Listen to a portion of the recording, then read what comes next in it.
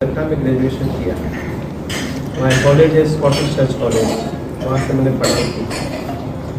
पढ़ाई के बाद भैया और हम मिलके अपनी फैक्ट्री डाले।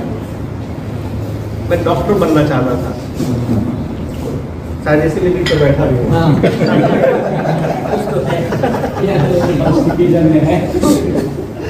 लेकिन हर इच्छा चाहिए। ग्रेजुएशन में था तभी वो काम का दबाव आ गया, तो फिर उधर डाइवर्ट हो गया। तो हम लोग फैक्ट्री डाले, भैया और हम मिलके, और हम 2003 से लेके 2009 तक ब्रेक बनाए रेलवे का। रेल में जो ब्रेक लगता है, करोड़ों पीस बनाए होंगे भैया, करोड़ों पीस बनाए होंगे ब्रेक।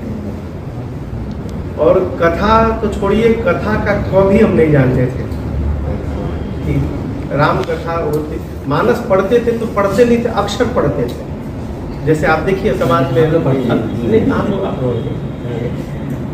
जो अखंड पाठ होता है, जो लोग आते हैं गाने के लिए, उड़िया दबाए हैं, कोई ले भी लिया है, आनंद रस में है, या गा रहे हैं, कोई मतलब नहीं। मतलब क्या है, कितना जमोल बा, कितना जकल बा, कितना बढ़िया धुन में गाओ तक।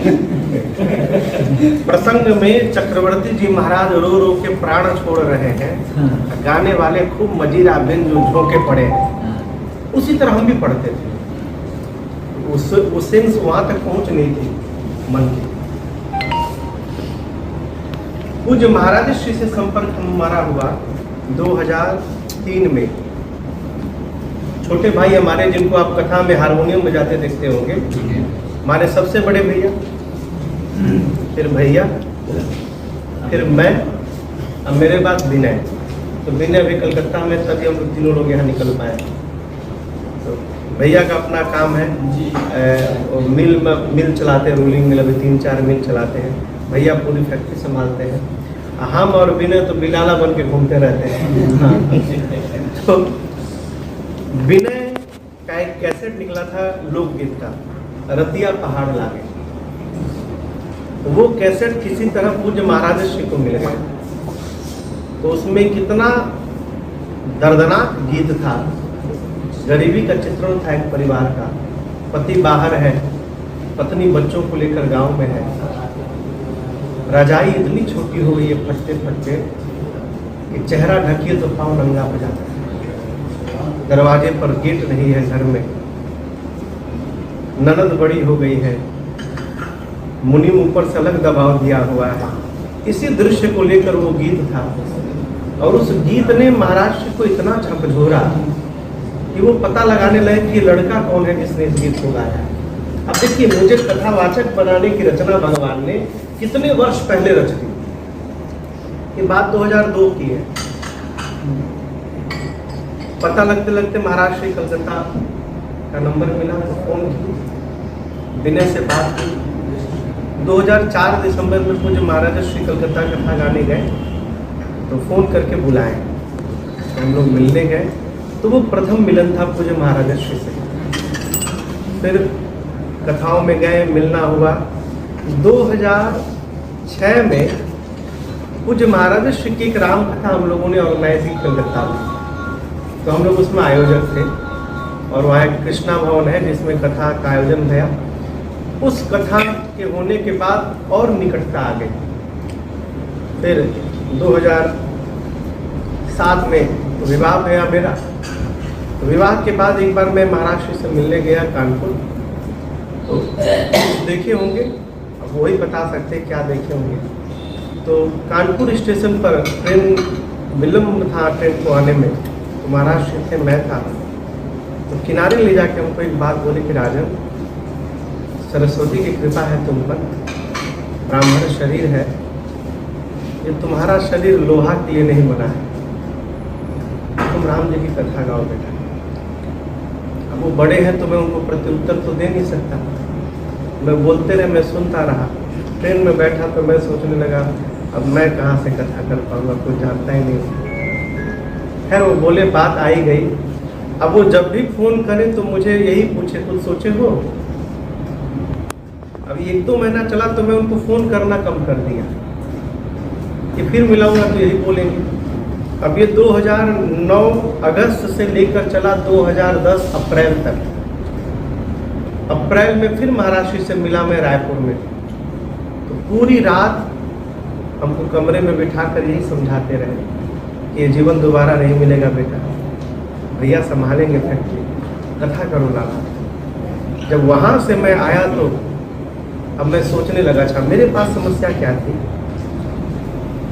आदमी जीवन में स्विच ओवर तब करता है जब वो जहाँ रहता है वहाँ से संतुष्ट न हो। फैक्ट्री चल रहा है, सब कुछ व्यवस्थित था, घर परिवार, कोई कमी नहीं थी, कोई दिक्कत नहीं थी। जहाँ जाने की बात हो रही है, एक तो पूरे नेचर के विपरीत है, नेचर कहे तो पहनावे के, मैं भी जींस पैंट टी शर्ट पहन के घूमता था गाड़ी लेके। दूसरी बात, वहाँ जाकर वापसी नहीं है।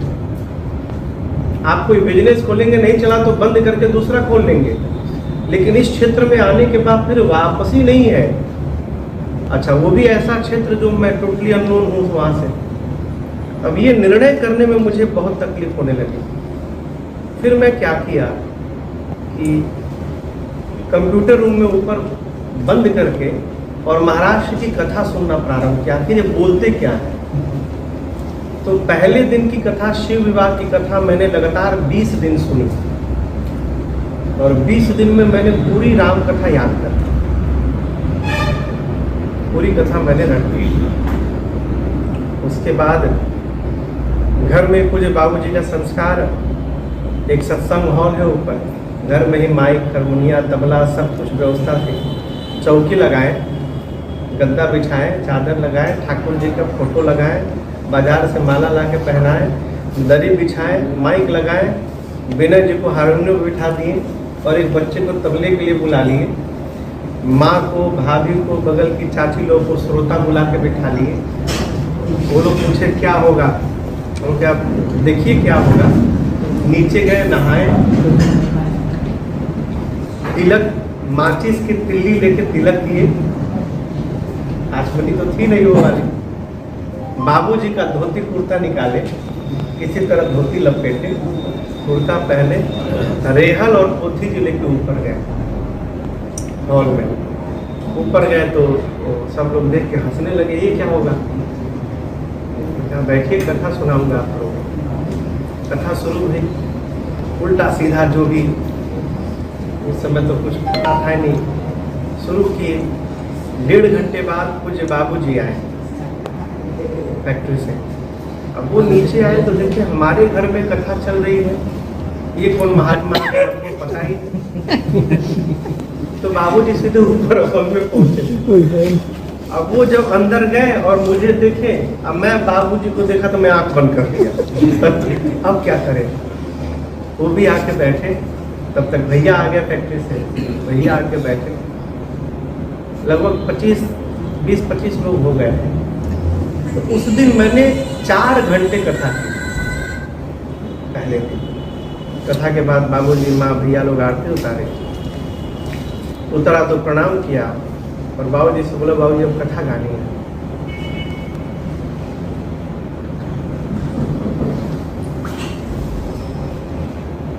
फिर बाबूजी हमको गले लगाए,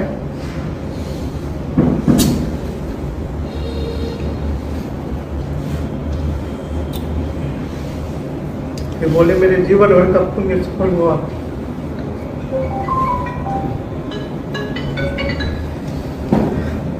एक और मैं नाम लूंगा, मेरे चाचा जी, मेरे पूज्य बाबूजी के मित्र बाबू शशिधर सिंह जी, अभी रायपुर में है। वो मुझे अपने बेटे की तरह मानते हैं। शरीर से क्षत्रिय है वो, पिताजी के मित्र, लेकिन उनकी बड़ी ममता है मेरे लिए। तो जब उनसे मैंने बात कही तो बोले बहुत अच्छा। तो उनका एक, जहाँ रहते थे वहाँ एक हॉल है वो। फिर मैंने महाराष्ट्र से बात कही, देखिए महाराष्ट्र का फोन भी आ गया। महाराष्ट्र से मैंने बात करी और महाराष्ट्र बोले बेटा एक बार हमको सुनाइए। तो उसके 2 महीने बाद महाराष्ट्र की कथा थी कलकत्ता में। तो बोले बेटा अमुक डेट को मैं आ जाऊंगा और आपको कथा मुझे सुनाइए। तो उस दिन महाराष्ट्र की पूरी टीम आ गई थी साथ में बजाने के लिए। तो मैं और प्रसन्न कि महाराज जी की टीम के साथ कथा गाने का अवसर मिलेगा, और भीड़ भी बहुत हो गई थी। मुझे महाराज श्री भी आया, कथा जो भी छोटी छोटी भाषा में मैंने सुनाई, महाराज श्री को प्रणाम किया। तो बोले लाला आप आ जाओ मेरे पास। तो 26 अक्टूबर 2010 को, नहीं 9 को, क्षमा करिएगा 9 को, 26 अक्टूबर, वो बात 2008 की थी, अगस्त वाली। 2009 में महाराष्ट्र मुझे मिले, अप्रैल में बोले रायपुर में। 26 अक्टूबर 2009 को फिर मैं कलकत्ता से छोड़ छाड़ के महाराज जी के पास चला गया। कथाओं में महाराज जी के साथ रहता था। बीच में 4 दिन 5 दिन का जब गैप होता था कथाओं में, तो मैं कलकत्ता जाता था। तो जितने दिन मैं कलकत्ता रहता था उतने दिन वो चाचा जी हमारे, शशधर सिंह जी, आदरणीय चाचा जी, वो जहाँ रहते थे वहाँ पूरा उन्होंने टाइल्स लगवा दिया, हॉल में एसी लगवा दिया, नीचे फ्लोर टाइल्स लगवा दिया, चौकी लगवाते थे। तबला हारमोनियम वाले को, विनय को हारमोनियम और एक तबले वाले को बुला लेते थे। अब बोलते थे जितनी दिन हो उतनी दिन कथा करो। तो मैं 5 दिन 6 दिन जितने दिन कलकत्ता रहता था, तो रोज शाम को वहाँ 3 घंटे कथा करता था उनके पास। श्रोताओं को बुलाने के लिए भंडारा रखते थे वो, कि आइए कथा सुनिए, कथा के बाद भोजन करके जाइए। तो 40-50 लोग हो जाते थे। ऐसे करके मैंने उनके पास कम से कम 100-150 दिन कथाएं की हूँ। तो जो कथाओं को गाते समय जो भटक होती है, वो भटक वहाँ समाप्त हो गई। चाचा जी के उनके वो कहते थे हमसे, शुरुआत में तो कमरे में हमको चौकी पे बिठा देते थे, अपने कुर्सी पे बैठ जाते थे और कहते थे कि हम सुन रहे सुनाओ। और वो कहते थे कि एक दिन आएगा समय कि पूरी दुनिया तुमको सुनेगी, चिंता मत करना। तो चाचा जी आदमी है रायपुर में। तो मेरे पूज्य बाबू जी का पुण्य, मेरे पूज्य महाराज श्री की कृपा, दृष्टि, उनका प्रेम, मेरा अपना कुछ पुराकृत कर्म होगा, इस जन्म का तो नहीं है, पहले का ही कोई होगा पुराकृत कर्म, और रघुनाथ जी की अहेतुकी कृपा, ये सब जब एक साथ समन्वित हुआ तब जाके राजन आपके सामने आ जाकर बैठा हूँ। और ये बिना कृपा के संभव होने वाला नहीं।